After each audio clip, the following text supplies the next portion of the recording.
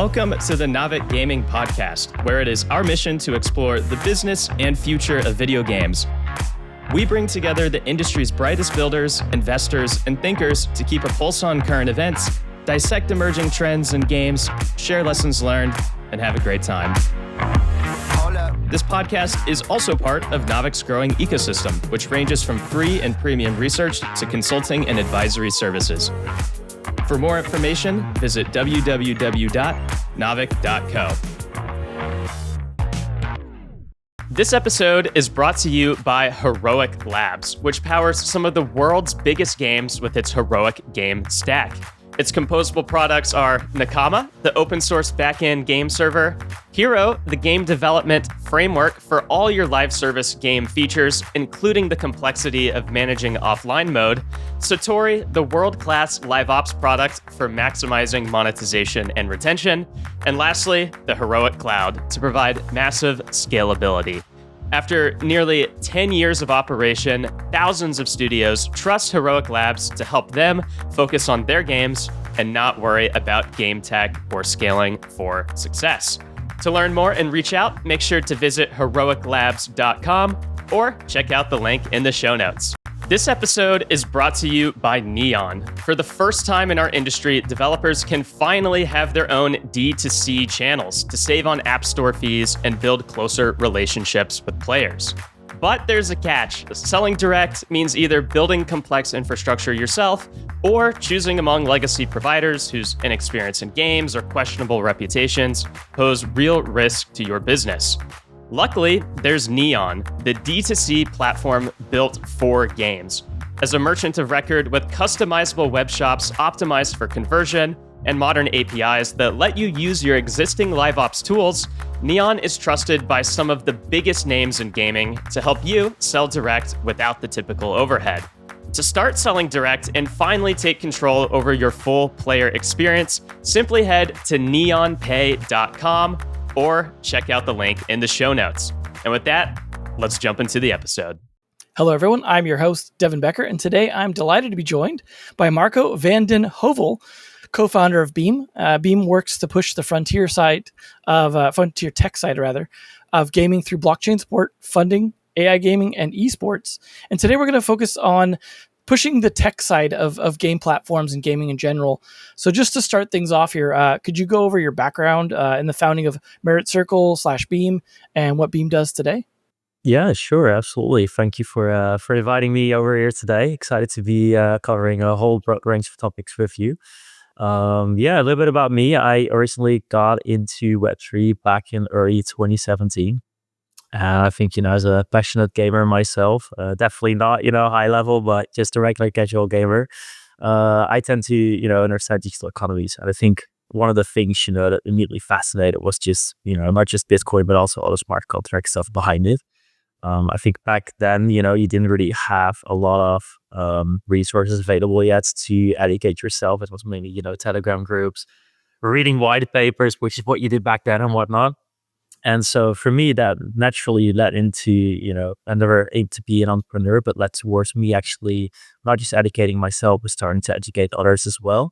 And became a part of, helping startups build digital communities, help them on the startup side on, hey, how do you actually educate your users about what you're building? I did that for a couple of years on and off. And I would say, as a gamer and as a passionate investor, it was amazing to me when Web3 gaming started coming up, with Axie Infinity, with Illuvium back in the day, Star Atlas, or, a couple of titles that I think everyone in Web3 gaming would have heard of. And that's actually also the moment where a hobby to me became something much bigger. I already had my, business on the community side, but on the gaming side, started a gaming guild. And very shortly after, this all went in the time span of a couple of months. I had two amazing co-founders join me, Mark and Tommy, who had more experience on the fund managing side of things. And we decided to, take this to the next level. And so that's where Merit Circle was born, basically focusing on that mainly gaming side, but also because of the treasury and the community that we've built, being able to help a lot of founders through funding and investments on, the infrastructure side. We are pretty early on the AI side, as well as the gaming side. And I would say that went on for quite a while until we took those learning lessons with the different founders and figured like, hey, we can be a bit more hands-on there. We have the capacity to do this both on the treasury side and on the man side, hiring the right talent around us. And we decided to do a full pivot and rebrand to Beam. So when we look at the project or company today, we solely call it Beam, no merit circle in picture anymore. But when it comes to Beam, basically one of the things we did was we built a gaming first tech stack, also blockchain that is catered towards studios that wanted to have more of a, I would say, gaming first experience on the blockchain side of things. The other thing that we continued to do was, and this is a bigger role today, I would say, was the investment side. We continue to do that. And right now we're in the midst of, we always want to go where the market goes. We want to make sure that, we stay relevant without, having the shiny object syndrome type issue. We're in the midst of setting up a venture fund in Abu Dhabi called Beam Venture. Still, in the process of doing it. So it's a little bit early days, I would say. I won't go too much in depth into it. But we're really looking to be involved in what we like to call is frontier technology. And when you talk about frontier technology, I would say it's a bit of a collective of different technologies in our eyes. So it's all with the lens through Web3. So we're looking for Web3 elements into the mix. But it is AI, it is still gaming, it is finance, it is deep in basically everything where we see real-time, real life applications actually, having a good product market fit. So it's really exciting for us to be here, and for myself too. It's an industry where you keep learning, keep improving, and pushing yourself, and keep being involved in the sides that excite you yourself. Well, yeah, it's exciting to have you here as well. I always find it interesting when there's a company that it's not just jumping in via Web3 and sticking for that and hoping to make that work out at the end. It's the focus on frontier tech for gaming in general, right? And that's something that you guys kind of pitch yourself as being focused on, not just maybe you got to start in Web3, but that's not the only thing you're interested in. You mentioned AI. I'm sure there'll be other stuff as well that comes along. Why that focus of the intersection of frontier tech and gaming, and like that specific focus as opposed to like other parts of gaming or just staying in blockchain? Yeah, it's a good question. I think, one of the things I just mentioned is that we're looking at where is the market going and where are we actually seeing, product market fit. I think within Web3, we've seen a lot of experimentation throughout the years. Some of it landed, and some of it has not yet or won't in general. And I think for us, having initially being focused, I would say almost solely on gaming, to then adding AI, to now seeing, hey, there's some other fields that are also really taking off. It would be almost a waste not to, take a step into that direction and be involved with that. And I think the cool thing when you think about it is that a lot of the frontier technologies that I mentioned, the gaming, the AI, the finance, it all is very connected to each other and all comes together. And so, like I said, it's more than just gaming, but what does excite me about the gaming part is when you think about the gamers, they're actually the perfect candidates to, be testing new technologies on. They're often very understanding of technology in general compared to a lot of other, customers in different industries. But the exciting thing too is that they're also very brutally honest. And so when you think about shipping maybe some new AI tools and things like that, if those technologies cannot, survive the first contact with gamers, be it for maybe the UX is not great, the UI is not great, or there's latency, or affects the economy negatively, you immediately see that back into the retention rates, into general data, into feedback scores, things like that.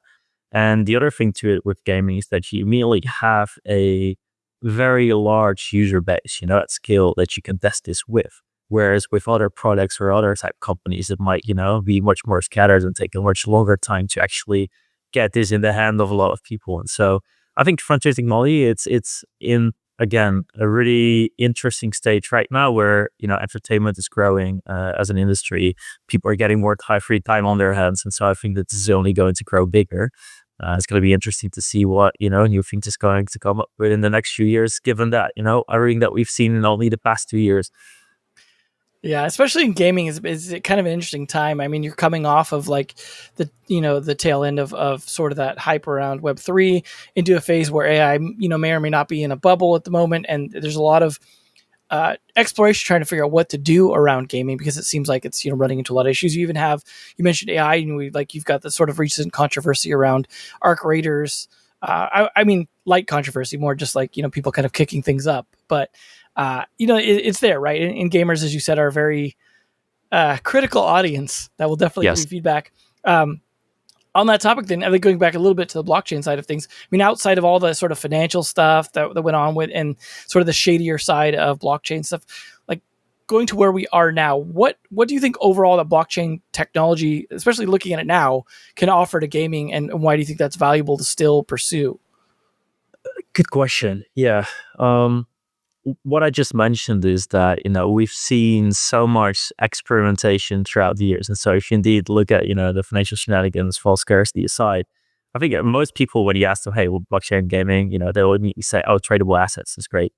But I think a lot of people also stop there. Whereas the question, I think, that at least the question that I've been asked a lot, put it that way, has been, when I'm at conferences that are not Web3 native, but, regular gaming conferences, maybe like GDC, Marco, this sounds great, but can this not be done without blockchain, technology? And I think very often the answer to that is, yeah, sure. A lot of things can be done without blockchain technology. I think that shouldn't necessarily be the first question to ask. I think the question should rather be, if you're looking at blockchain technology, are there aspects where that can really enhance, the player experience, or can enhance the gameplay itself? And I think there's various examples that you can give here. One that personally really excites me, it does go back a little bit to the economy. I think very often, for this studio, it needs to make financial sense to be mingling with new technologies and to, spend resources on adding that to your game to justify doing so. But I think what's exciting to me is that you can have very transparent and programmable player economies. And so it doesn't go back necessarily to tradable assets, because, owning your sword forever is a cool idea. But it goes back to really being able to tweak and monitor what your game economy looks like. And so if I put this into a practical example, because it might sound a little bit vague, let's look at a MapleStory universe. MapleStory has been an IP that has been around, since my childhood. It's been here over 20 years, I believe. And it's a really fun game, but at the same time, given that it has been around for so long, you have a hardcore audience that, they're one of the games, in my opinion, that kept shipping a lot of new content and kept things fresh. And that's also why they've had, such good retention throughout all those decades. But what does happen is that the player base, starts recognizing, oh, this is immediately how I can achieve this new content. And, what was maybe meant to be a rare item in a game, is immediately flooded into the market on day one, because people figure out, oh, this is how it works. When you then think about how could this be different, I think that you could think about blockchain technology as being able to create a transparent economy where you can say in real time, this is how often this item has been dropped in total. This is maybe how often that boss has done that today. And, oh, well, we're actually able to cap this on a daily basis. And now you turn, blockchain technology not into, the hype and the speculative side of things, but you create it into a very living economy where there might be daily hunts where people see a timer like, hey, this drop rate is going to be reset. Today you can, and it could be even time zone based with different, starts of the day. You could say, we're getting started. You get this daily hunt of players that want to be among the first people to, hunt those items, play those bosses. And so it's not just about a new boss is finished on day one. No, it takes them a longer time because they might, be able to kill the boss, but they haven't had the loot yet that they're looking for. And so things like that really excite me. Sorry, my cat's drinking. But things that really excite me to me are ways in which you can have, a game that is much more gamified through the lens of blockchain technology rather than just, keeping it very basic. And so a lot of this we have not really seen in, real time yet. I think a lot of it's still development. I think for MapleStory Universe as well, but I do see, really cool opportunities there. And that's just one example. I'll stop there. Yeah, and I think another good example of like specifically what you're talking about with player-driven economies and things like that is also eFrontier. We're talking about games that are kind of like helping legitimize this sort of thing. And I do recommend we actually just, I think, put out, I think Alex did an interview with them very recently. Cool. So make sure to check that out as well.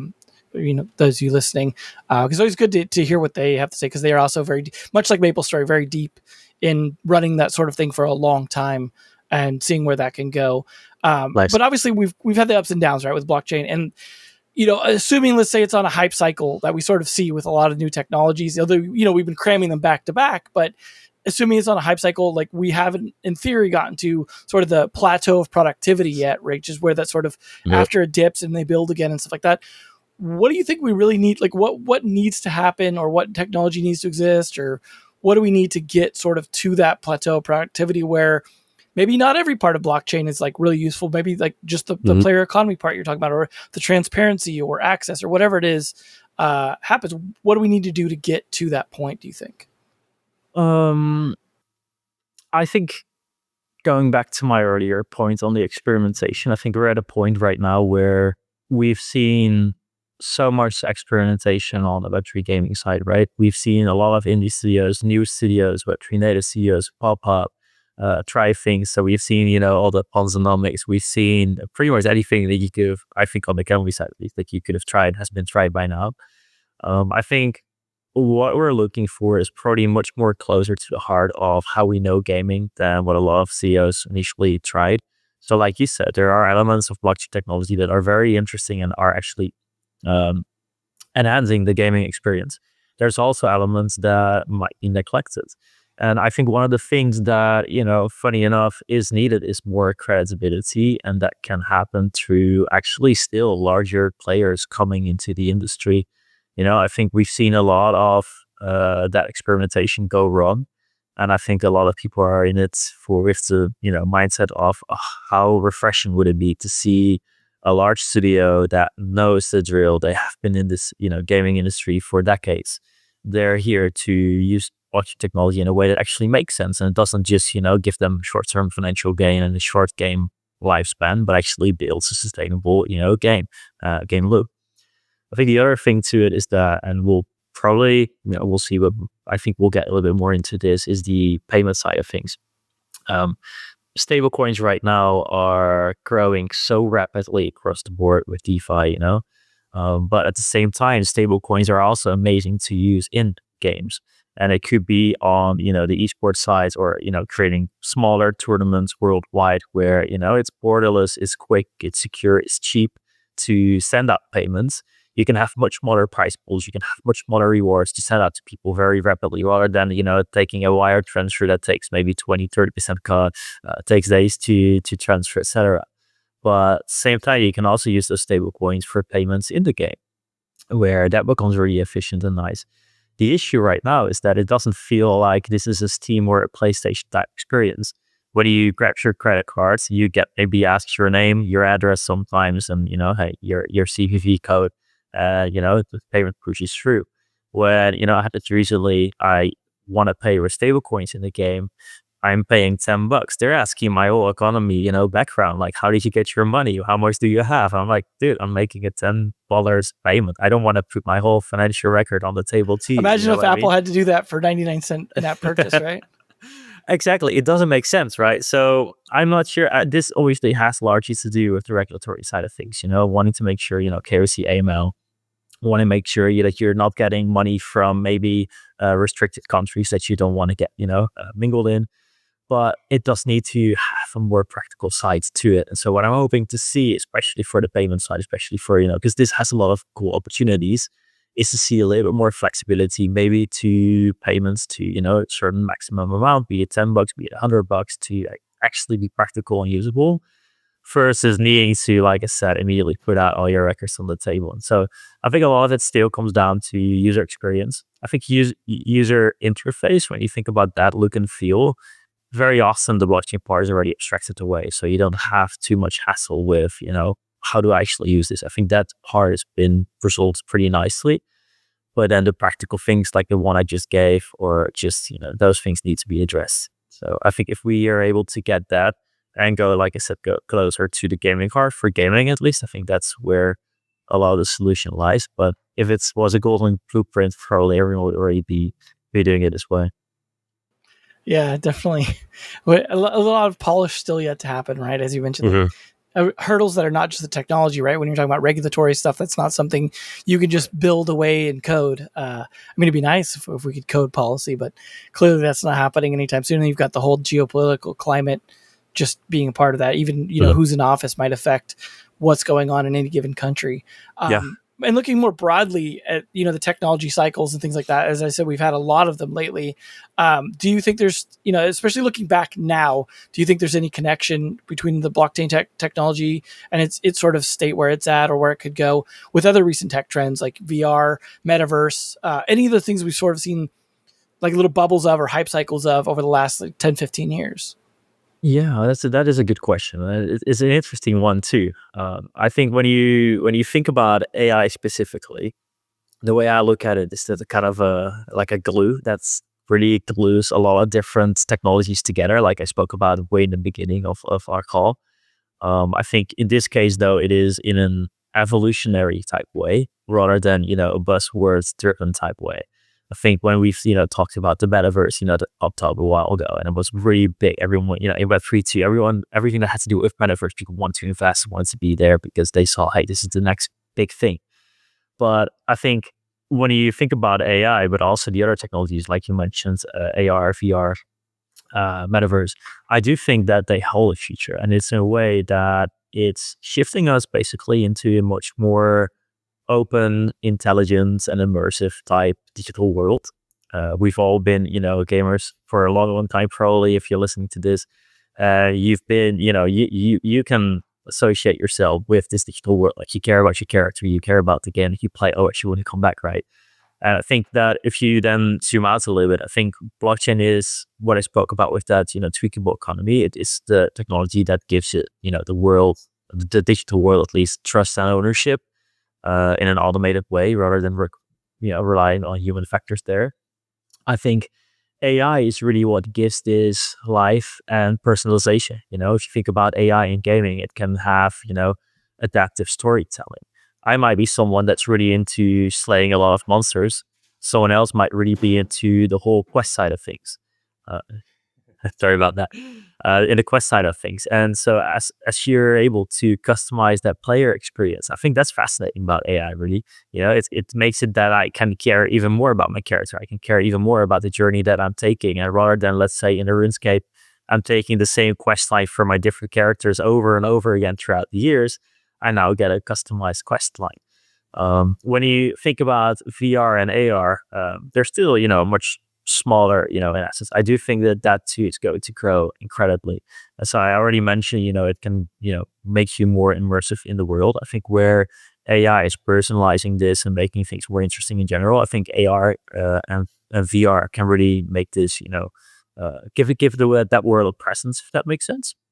And what I mean is that you're not just experiencing this from a third person in front of a monitor type experience, but you're actually seeing things happening in real time in front of your eyes.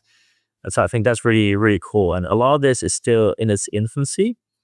But I do think that those layers, they're going to mature together. And so I think that, that connection between the different technologies is really there. I think there's a lot of value there. Like I said, people are getting more time on their hands. And so I think that, naturally the entertainment industry is going to grow in the future, especially given that AI is pretty given quite some, time back in our hands. And so I think it's partially scary, which is the answer a lot of people give around AI, partially scary, but also super exciting and sky's the limit type idea in your head.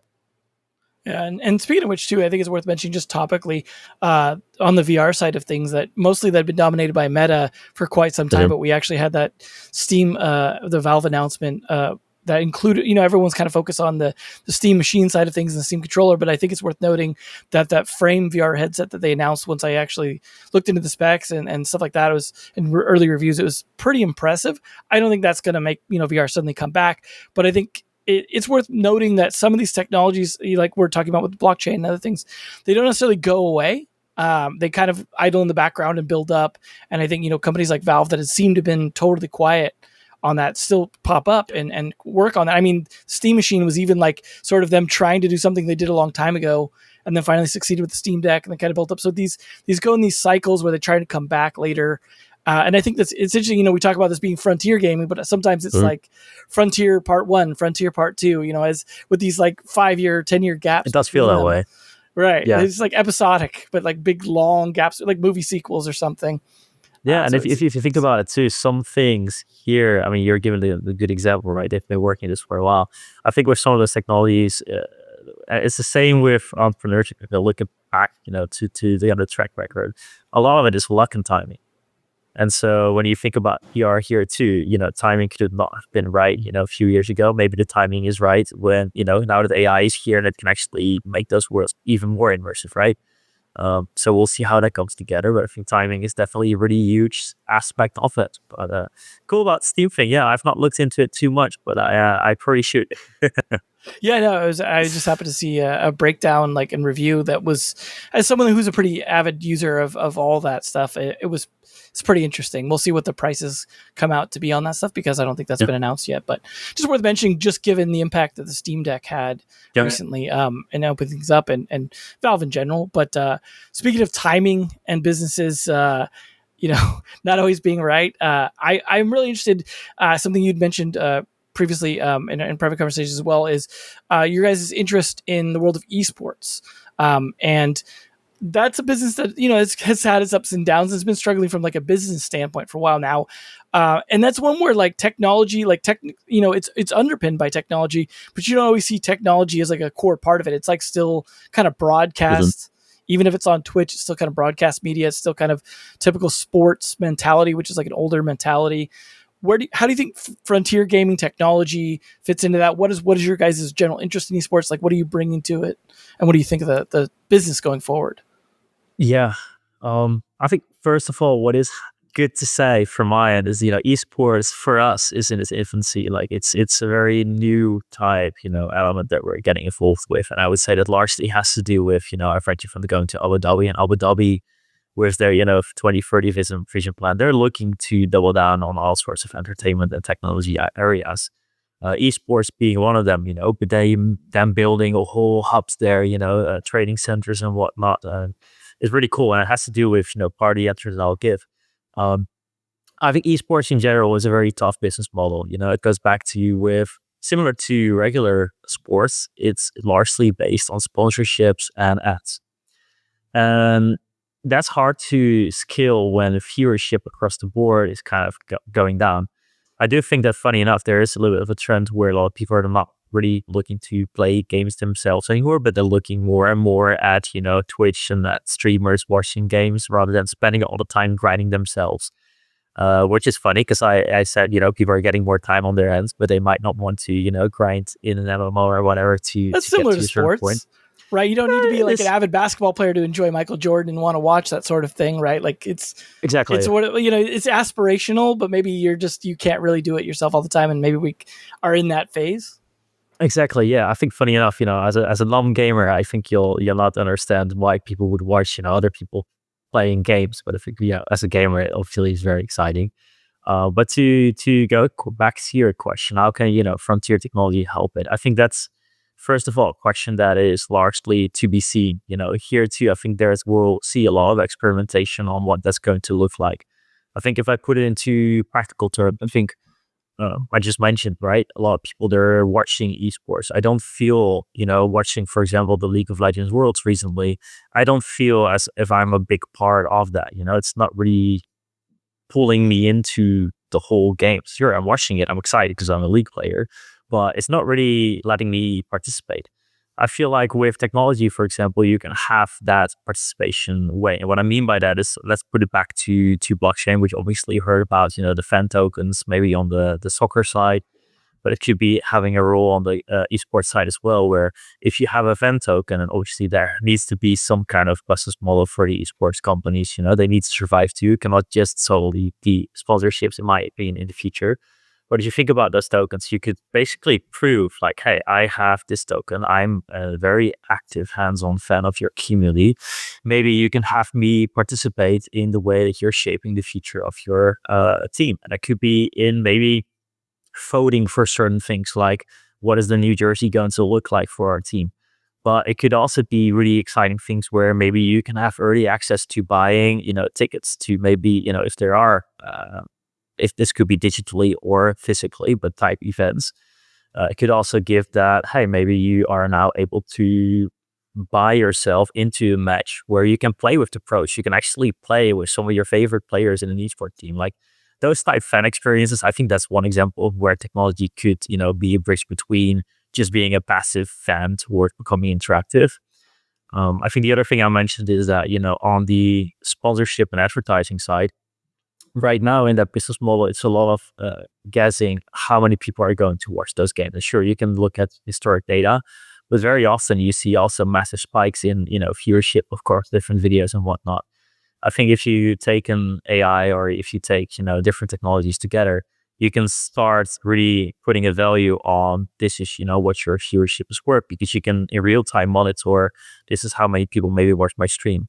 This is how many people actually interacted with, certain elements of the stream where maybe they even spent money, on certain products. And being able to monitor that really closely and handy, you can also put a better business model on that, which I think right now too is still largely, besides affiliate marketing, largely still blindly flow. And I think the third thing, and this is if you look at League of Legends again, you have a lot Los Ratones, which is the esports team with Baus is a part of, organized by Keith. What I find really exciting there is that, those are basically streamers that now went pro, right? So they had a really fun fan base. They had really, I find them one of the most fun Twitch streamers to look at because they're really interactive with their audience. But if you then think about the esports side, I think that they definitely attracted new viewership to esports because they bring a fan base with them, and they're actually good at the games. That helps too, obviously, for that letting them in the esports side. But what you can do is, instead of having very long tournaments, having very long, large prize pools, you can also start tweaking things to having smaller, tournaments like I talked about earlier. This could be where blockchain has a role too, where you can have micro payments, so smaller price pools, easier distribution.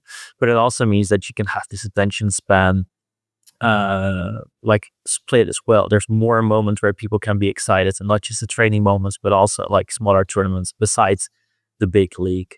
I'll stop there. Like I said, for us, I feel like this is still largely in its infancy. And myself, I'm still learning about that. I think the cool thing with a business is that you can hire the right talent. So obviously, we'll when we get more immersed in that, we'll make sure we have the right talent. But I do think that, again, Abu Dhabi is an amazing spot to be in when it comes to esports. It's a city that is, already building, like I said, venues. They're already building teams. They're looking to create creator spaces and hubs. And so it's not just like a theory. This is actually happening in real time. And I think like we're going to see a lot of experimentation to see, can this also be an industry that can be disrupted? Because I think it is one that could probably use it. Yeah, and they seem to be pretty interested in a lot of different tech that we've mentioned, and not just one thing, not just even games, but also a lot of tech, and then the overlap with games. It seems like a big one. One thing that I was thinking about when you were talking about some of the different ways to use technology with esports that you'd mentioned previously, like was around digital items, like things like provenance, like something that I feel like doesn't even get brought up often is something like NBA Top Shot. For where it's collecting moments and things like that, because you're talking about watching gamers and watching these pro gamers and having some sort of like fan interaction with them, that sort of collectability, whether it be through sort of provenance of items that they've used or whatever in a game, or that be like collecting moments, or that be even you look at like the skin economy in Counter-Strike. Some of that had a big relation to esports, or look at the way that skins get monetized for supporting esports, and I think about even with the secondary market sort of aspect of sports merchandise is a huge part of it. You go to conventions, you go to places, like there's that huge collectability aspect. That secondary marketplace is something that blockchain does really well. And I think about like something like, which isn't using blockchain, but definitely could have, Ubisoft's marketplace for Rainbow Six Siege that they did has collectibles from sports things. So like I have ones from Rainbow Six events that I attended. It is is an item from actually attending that event that I can sell on a secondary marketplace as if it was merch I bought at that event. Now that's not blockchain, but that easily could have been, especially given Ubisoft's proclivity for blockchain stuff. So I think there's some interesting aspects there when you're talking about making money, because obviously then that's a secondary marketplace where the primary maker of that item can also collect a royalty, whereas you can't do that with like physical sports merch, right? So there's, I think, some interesting opportunities there. For sure. Thoughts?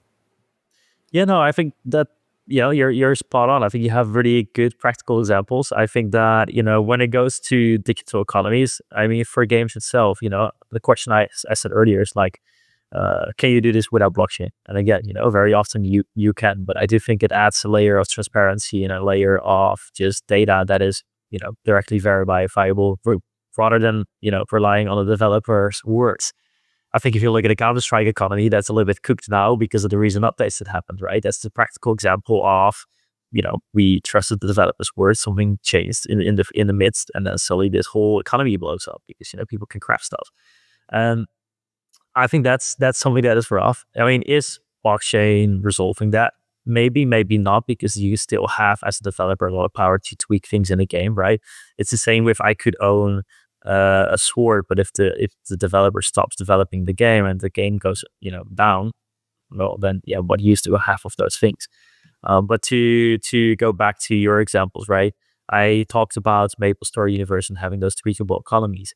I think what would be really amazing too here is that you could say, I can prove that this is the gun maybe that a ninja used in a Fortnite tournament. And that was the gun that he had the final shot with that won him the tournament. That goes on the secondary market, having that piece of history. That's really cool. And so I think that all those new technologies, they can add layers of information to, I think for a lot of gamers should obviously be opt-in or you get overwhelmed with a lot of information. But I think for those that really like to go deep and nerd out, if you will, in those type game economies, in those, specific games, these new technologies, they can offer, like I said, a layer of data and information that really allows them to do that, which is really cool. And so your example of the moments with Ubisoft, this is a good example of something that could be on-chain, could be off-chain, that chose to do it off-chain. Well, fair game. I think with them, it is a studio that has some, creditability that is large enough to be able to maybe I'm putting, hard words here on my mouth, but trust them. Even there, it would be nice to have, everything verified on chain. But I feel like with a lot of smaller studios too, you don't want to, rely on trust. You rather want to have it set in stone and be able to actually verify stuff. Yeah, it makes sense. And also they are doing, I think, is more of an experiment where also the money is in R6 credits and stuff like that. And it's like it's a very controlled economy that's not trying to be like even the CSGO Steam economy, of skins. It's not even that level of like abstraction. It's more like it's for this game only, this controlled experiment, but I could see it broadening out to something more, especially, I mean, who knows, given the whole Ubisoft shift into the different sort of venture they have and all that. But, you mentioned like some of these other technologies, and I think we've gone through a lot of them recently, but where do you see things going? Because like, your focus is frontier technology, trying to see where things are going in gaming. What do you think is some of the next frontier technology? Obviously, this is not like investment advice kind of thing, but like optimistic, where do you see things going that you think is exciting? Like, we mentioned AR a little bit, but like there's even weirder stuff like brain-computer interfaces, all kinds of interesting other directions. What do you think is maybe on to at least be interesting in the next 5-10 years for gaming? Wow. Yeah, for gaming specifically, I think in general too. So let's start on the gaming side then. I think on the gaming side, something that really excites me and is still in its infancy are the agentic NPCs. Obviously, we see a lot of teasing with GTA around it. I think that's going to be the first massive experience where you can actually experience this hands-on. But I think in general, like I said, it has the opportunity to really blast life in games again in a way that we've not seen in ages. Again, a practical example, if I look at RuneScape, I've been a player with that, since my childhood. And the last years I saw, this player base was growing, but at the same time, the game in-game felt dead because no one was talking. People were just, and largely, they're just bots, let's be honest. And I think what's funny enough is that there's this developer, he started creating scripts that had AI components to it, not just on how you train your skills, but also on how you interact with other players in the game. And so I started noticing a shift where players started talking back again. And it was not in a way that felt like, hey, this is pure ChatGPT. It is very, standardized. I can say something really random and you give me a recipe for, baking, for example. It was not those type conversations, but actually smart enough to be having conversations with me. I think that will, with that, see really more fun experiences in gaming. And so it's just not on the NPC side, also on the player side with the botting, right? That is just realistic. I think anytime people can extract something, they will. So this way too. But to the game itself, like I said, you can have much more adaptive storylines and whatnot. And I feel like that example is something that we're already starting to see a little bit in games, but it's still so early days that I feel like within the next 5 years, that's going to be the norm. You're going to see that this is going to happen, and also being able to train against them and whatnot in a way that feel human-like and not like you're purely playing against robots. So I think that's one. I think if we're looking at outside of gaming too, I think that you mentioned VR, AR a couple times. When you think about ambient AR, you think about the lightweight glasses, right? You have those glasses where you can see things in real time in your life. I feel like those type of technologies, they're right now still also in its infancy. You're not seeing this, commonly used by people yet. I do think that as that technology gets better, maybe that is one of the practical examples of where, AR is going to kick off. I think it's really cool. I think when, price tag is right, I'll definitely buy one myself and try it and just see, hey, what is this really like? And how do those technology, layers improve over time? I think long term is probably, more than 5 years. You could even think about neural input, right? You mentioned, the brain computer interface. I think it's fascinating to even think about, what is possible there. And it goes back to my earlier point of it's scary and exciting, and we'll see which elements are, allowed by law. I think that there's definitely going to be some restrictions there too, or maybe selling, data or whatever. It was really fascinating. Some other things that, when I think about gaming in general, right? Where is this going? Because we talked a lot about gaming and how that is changing. We talked about esports and how that's, could use some change. I think we're going to see a lot of studios becoming, rather than just shipping a game, I feel like they're going to ship platforms. I think with all the conversations that you're seeing around the App Store, right, the high fees that you're getting, I feel like with the Steam, marketplace or Valve, marketplaces, those things, there's always a lot of fees involved. Whereas I feel like a lot of studios, the larger ones, have the capability to realize, maybe also partially because of blockchain, seeing that secondary economies are interesting business model. And so I think that more studios will want to take that power back in their hands and be able to facilitate those platforms themselves. And rather than taking players outside of their game experience, keep them hooked inside of their own game and their own game economy. And I also think that goes back to something that we haven't talked about, funny enough, during this call at all, is the user-generated content. User-generated content, is already huge, obviously, if you look at Roblox and whatnot, Fortnite too. And there is massive, revenue involved there. But right now, a lot of that is still intransparent, is still human factors to distribution of maybe, the revenue streams to those creators and whatnot. A lot of those things could be automated through the use of AI, through the use of blockchain, where it is transparent, automated, and it can actually scale beyond what it has already right now. So I think that is really, really, really cool. I think the first thing, going back to, people have more time on their hands, but at the same time, we're seeing a lot of people watch gamers rather than wanting to play it. On the other hand, you see mobile gaming keeps growing. It still does. And so I think, in the next years, we'll probably see, more mobile first economies. We'll see, if we're going back to Abu Dhabi, MENA region is growing rapidly. It's still such a small, I would say, fish in the ponds of gaming. I think there's like 600 million gamers was the latest number that I've read. But that's going to grow rapidly, as is the influx in esports, as they're building those hubs and whatnot. And the final thing, and then I'll stop this monologue. But when we go back to AI, and I mentioned this before, I think for studios, this is life-changing because it is actually able to really shorten the build cycles. So you go from concept art to something that you can test much more rapid, and it might not be perfect, right? It's obviously, I think, very often the human factor still needed, almost always, but it is good enough to be able to get to the point where you have an idea, you go to concept art, you go to practical testing real fast, where this is good enough to see, whether this has product market fit. You can even use AI to stress test that and to have whole logic behind this. Does this stand a chance? That is fascinating to me. And so I think that can help not just the larger studios, but also the smaller studios, as long as they have, the capacity to be able to afford, which sounds hard, but it's true, those type technologies and use them practically. I guess we ran into the same thing with blockchain stuff, right? Too, where it wasn't just like there was this mix of game studios trying to like experiment with it and not say anything because of the negative connotations.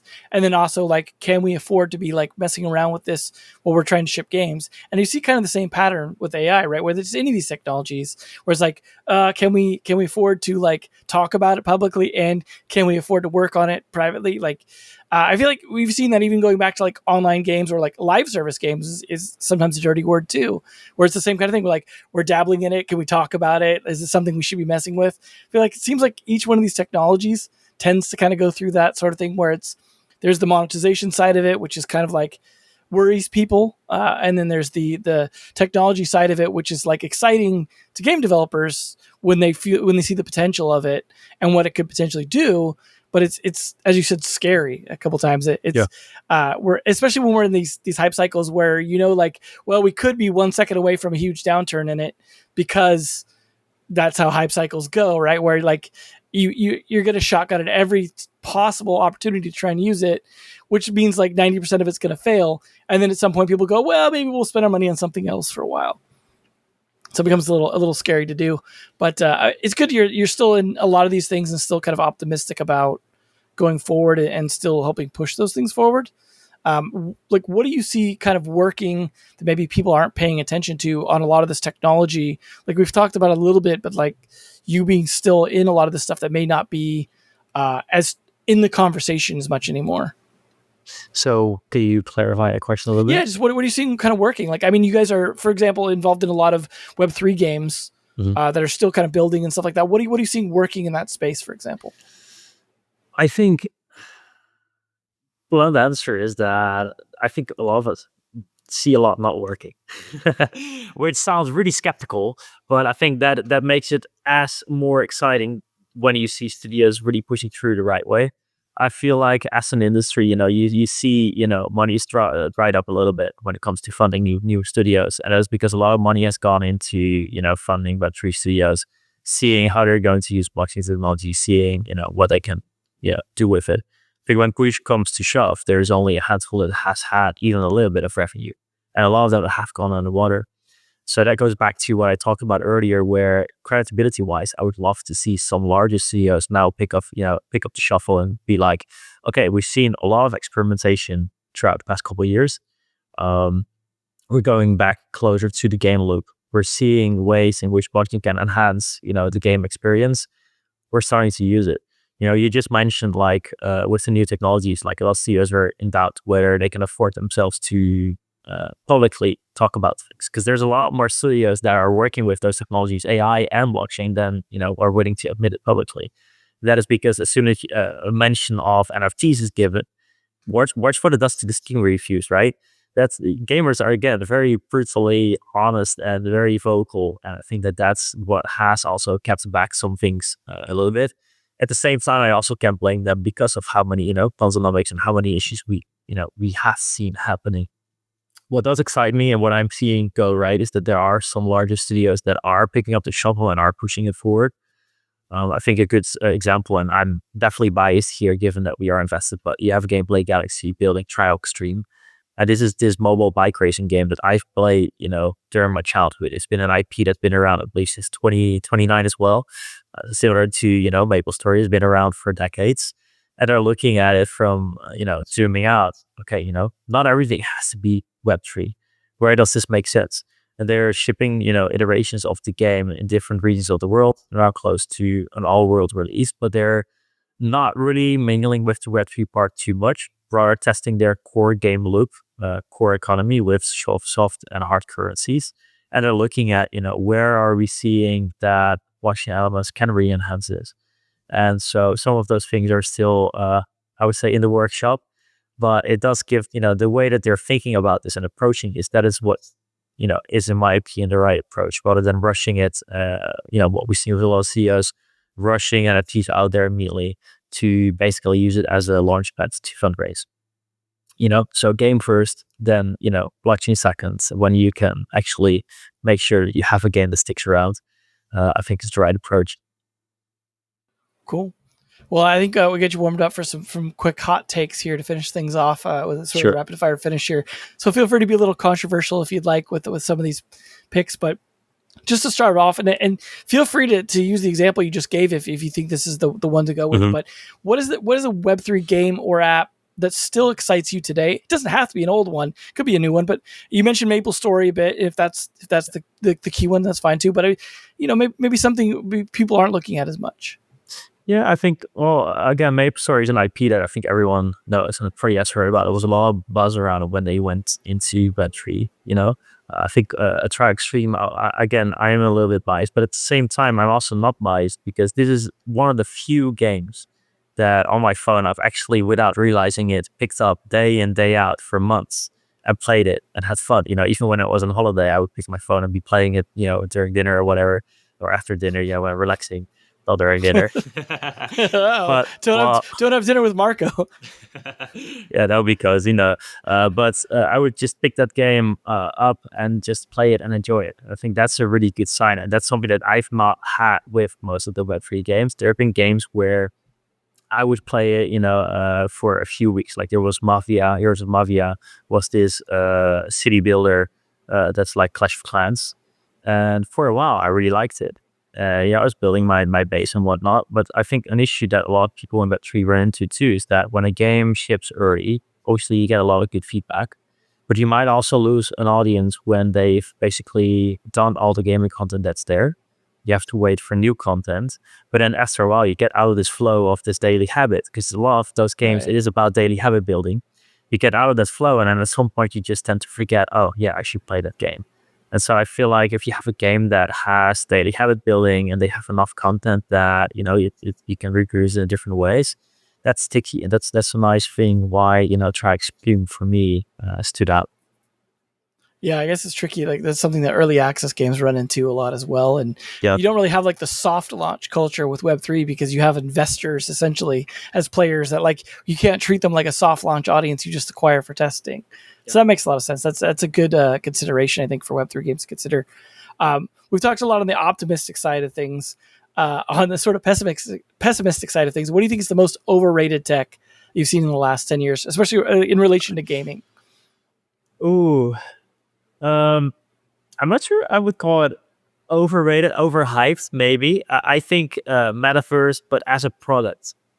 So we had this phase or this part of the hype cycle where you saw suddenly a lot of companies pop up and be like, hey, we're going to build this metaverse, right, for XYZ. Could have been for office reasons, like traditional business type things, could have been in gaming.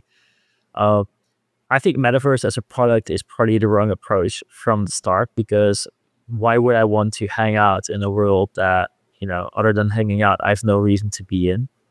I see it more as a goal, it's a direction. So if you think about a game that I'm already playing and I'm already, immersed in that world, then a metaverse can make sense because I'm already in that whole loop and I am already excited about, the content that they have. And so I might want to spend time in it. But I think other than that, it's pretty, a little bit overrated. And other than that, I think what is also a little bit overrated is the taking it back to blockchain. There's a lot of, I would say, let's put this in the right way. There's a lot of chain features or features in general that have been created and shipped by developers where they're like, oh, this is cool, but realistically, no one is going to use it, right? There's a lot of technology that's been built that is, doesn't have a product market fit beforehand. It's not been thought about, it's just been built because it's cool.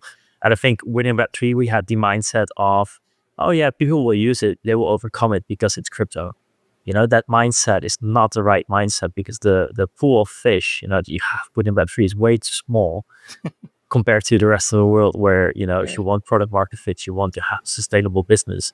I always like to say, you cannot be on a lifelong life support, which, is fundraising. You need to build a business and come to the point where you generate revenue. And so with a lot of things, I think that's where things, go wrong, and it's probably a little bit overrated.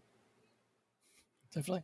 Well, when things on a positive note, then, and I think we touched a little bit on this earlier, but like, what is the coolest gaming tech that you've seen that's still kind of in its infancy, right? Stuff that's early, probably not ready to get near the market yet, but just something you've seen that you just think is really cool and you're like excited for where that could go. So this is something that, and this is the first thing that comes to mind, this is something that we've spoken about during this hour before. And I mentioned that it is, we're already seeing pieces and bits of it, or pieces and bits being teased. But for me, that is the agentic NPCs.